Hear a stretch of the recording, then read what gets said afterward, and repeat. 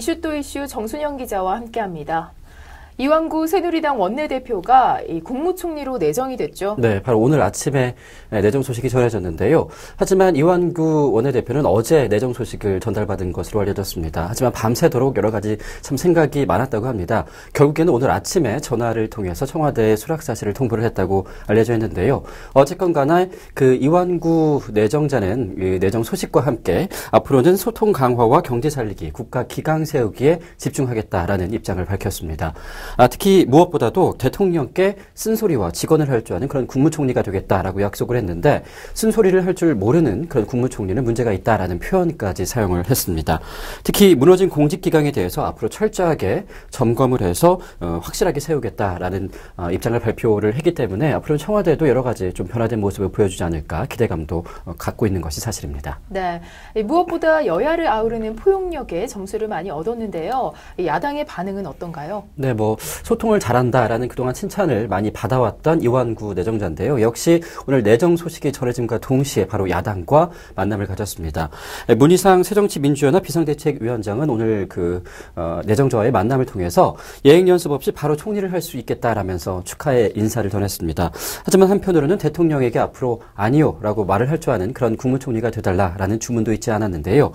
대통령과 일주일에 2번 이상 소통을 하고 또 무엇보다 각하라는 표현을 사용하지 말라라는 따끔한 말까지 전달을 했습니다. 앞으로 두 사람의 입장차가 좀 발생을 하기 때문에 앞으로는 그 입장차 정리를 위해서 어느 정도 대립각을 세우고 있는 것이 아니냐라는 분석도 나오고 있습니다. 네.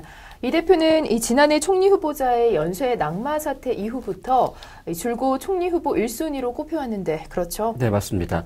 사실 지난해 11월에도 이완구 원내대표는 총리 후보자, 총리 후보론이 한번 거론이 된 바가 있었습니다. 하지만 그때는 감 떨어진 소리다라면서 단 한마디로 일축을 한 바가 있었는데요.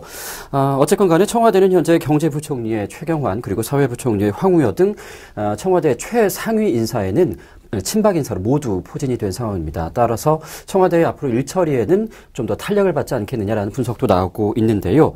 특히 이완구 원내대표의 경우는 전에 세월호 특별법 등 여러 가지 까다로운 현안에 대해서 여야를 아우른 그런 포용력을 보여준 점에서 큰 점수를 얻었던 것으로 알려졌습니다.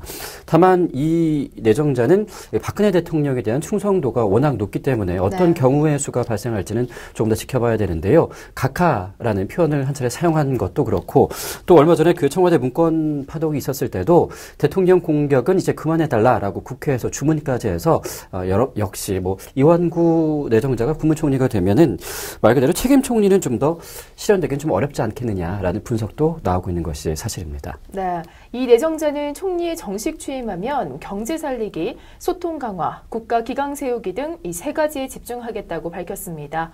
대통령에게 쓴소리를 하는 총리가 되겠다는 이 원내대표의 각오가 어떻게 잘 지켜질 수 있을지 국민의 한 사람으로서 지켜보겠습니다.